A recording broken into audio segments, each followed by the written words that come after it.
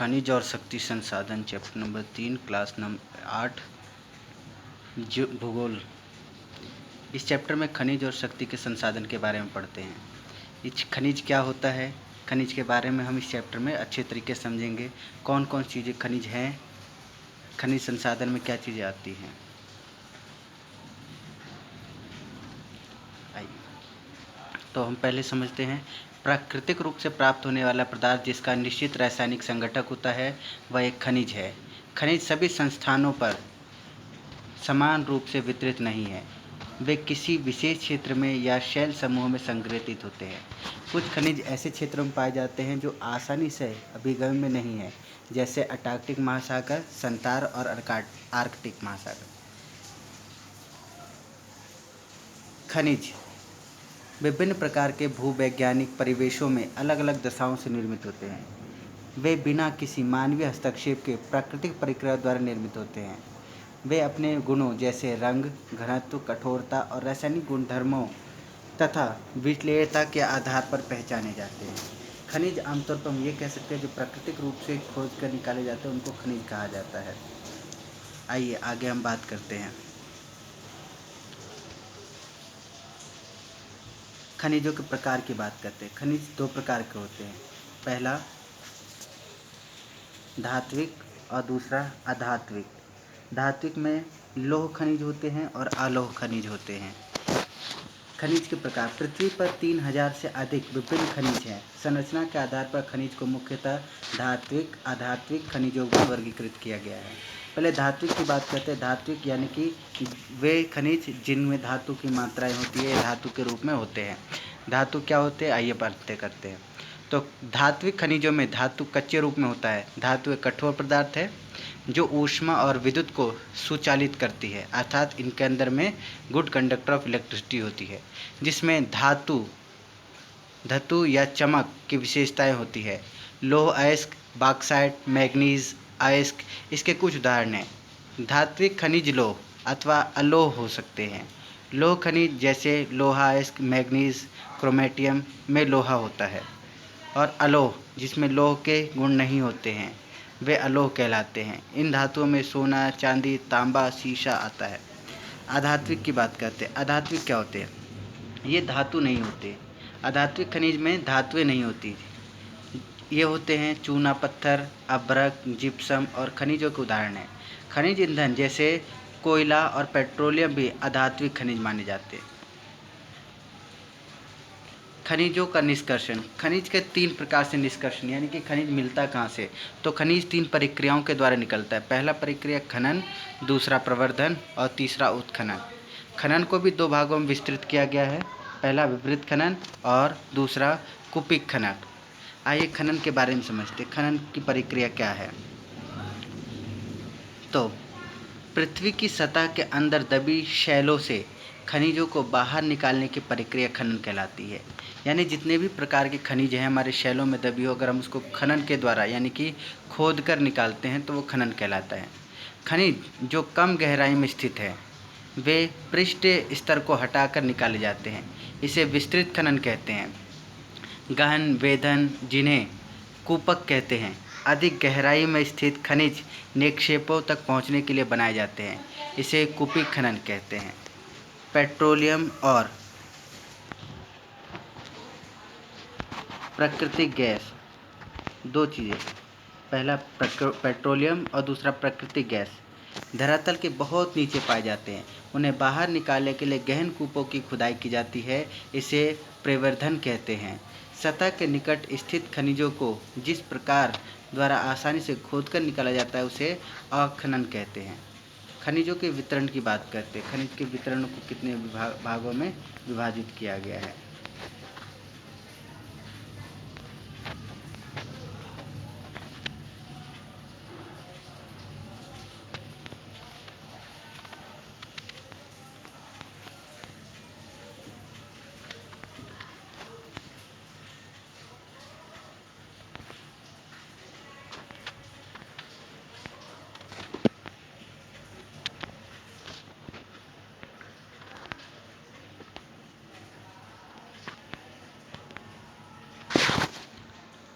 तो खनिज विभिन्न प्रकार की शैलों में पाए जाते हैं। ये हम पहले भी बात कर चुके हैं। ये शैल कौन कौन सी होती हैं?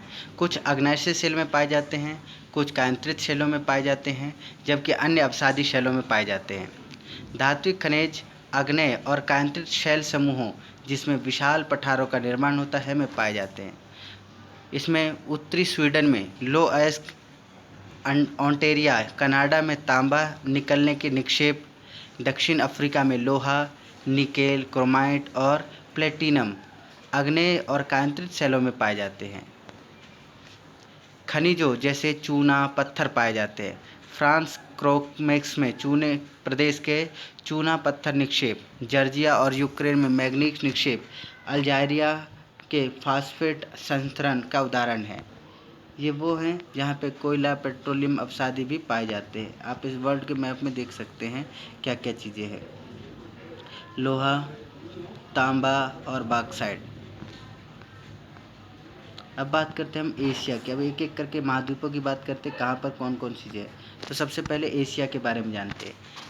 चीन और भारत के पास विशाल लौह अयस्क निक्षेप है, यानी कि चीन और भारत दुनिया में लौह अयस्क के लिए मशहूर है। एशिया के अंदर में यह महाद्वीप विश्व के आधे से अधिक टीन उत्पादन करता है।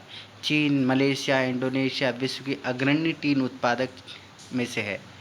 चीन सीसा, एंटीमनी और टंगस्टन के उत्पादन में भी अग्रणी है।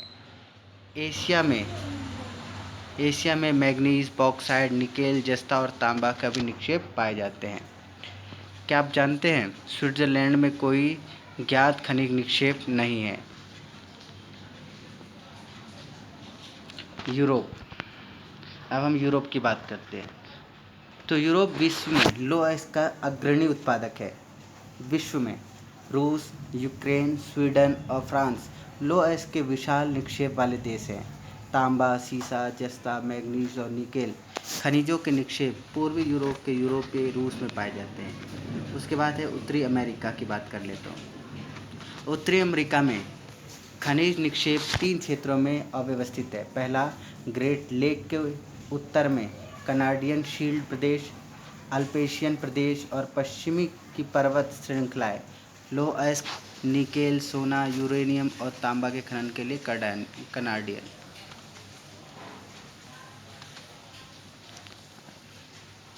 कनाडियन शील्ड में प्रदेश में और कोयले का अल्पेशियन प्रदेश में होता है। पश्चिमी कार्डिलरा में तांबा, सीसा, जस्ता, सोना और चांदी के विशाल निक्षेप हैं। दक्षिण कोरिया की बात करें तो दक्षिण अमेरिका, ब्राज़ील विश्व में उच्च कोटि के लौह अयस्कों का सबसे बड़ा उत्पादक है। चिली और पेरू तांबे के अग्रणी उत्पादक हैं। ब्राज़ील और बोलीविया विश्व में टीन के सबसे बड़े उत्पादक में से हैं। दक्षिण अमेरिका के पास सोना, चांदी, जस्ता, क्रोमियम, मैग्नीज, बॉक्साइट, अब्रक, प्लेटिनम, एस्बेस्टस और हीरा के विशाल निक्षेप हैं। खनिज तेल वेनेजुएला, अर्जेंटीना, चिली, पेरू और कोलंबिया में पाया जाता है। अब बात करते हैं अफ्रीका की।